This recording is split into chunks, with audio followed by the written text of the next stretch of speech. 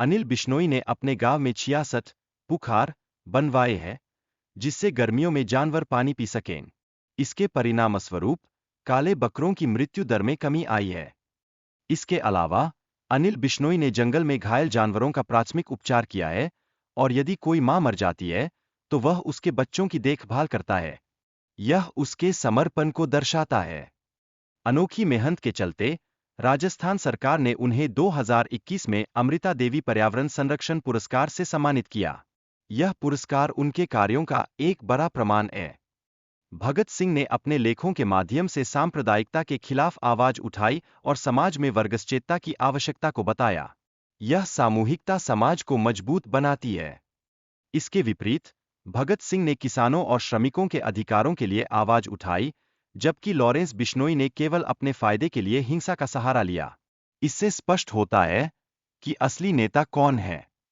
Lawrence Bishnoi ने छात्र राजनीति में भाग लिया, लेकिन उसका ध्यान मुख्य रूप से अपराध और हिंसा पर था।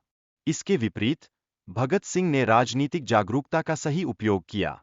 गैंगस्टर लॉरेंस और उसके सहयोगी संदीप के बीच दुश्मनी का मुख्य कारण रंगदारी थी। इस स्थिति ने कई परिवारों के लिए विनाशकारी परिणाम उत्पन्न किए। गैंगस्टर बनने का जीवन केवल भौतिक सुख की प्राप्ति नहीं है। ये लोग हमेशा छिपने और मौत के डर में जीते हैं, जो उनकी स्वतंत्रता को समाप्त कर देता है। युवाओं को गैंगस्टर बनने के परिणामों के बारे में जागरूक होने की आवश्यकता है। कई गैंगस्टरों के परिवारों ने अपने बच्चों को गलत रास्ते पर चलने से रोका है। गोगी और तिल्ली गैंग के बीच प्रतिशोध की चक्रवृद्धि में कई हत्याएं शामिल हैं।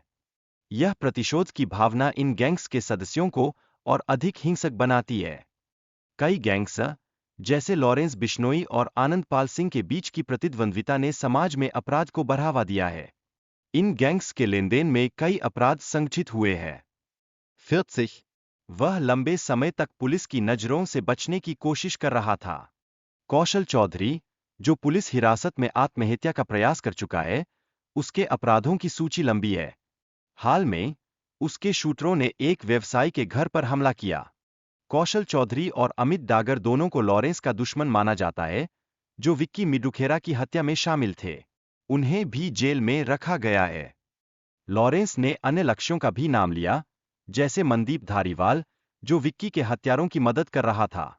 उसे फिलीपींस में हत्या कर दी गई। सिद्धू मूसेवाला की हत्या के बाद शगनप्रीत सिंह को मुख्य साजिशकर्ता माना गया था। वह ऑस्ट्रेलिया भाग गया है और उसकी गिरफ्तारी के लिए वारंट जारी किया गया है। गैंगस्टरों की असली जिंदगी में तनाव और अवसाद होता है। पुलिस एनकाउंटर, प्रतिद्वंद्वी गैंग द्वारा हत्या और जेल में जाना आम है। सकारात्मकता के लिए लोगों को सक्षम बनने और अच्छे कार्यों की ओर प्रेरित होना चाहिए। कौशल सीखना और व्यवसाय शुरू करना एक बेहतर विकल्प हो सकता है। इस संस्कृति का समाज पर गहरा प्रभाव पड़ता है। गैंगस्टर के जीवन को बढ़ावा देने वाले बॉलीवुड के नक्शे पर चर्चा करना आवश्यक है।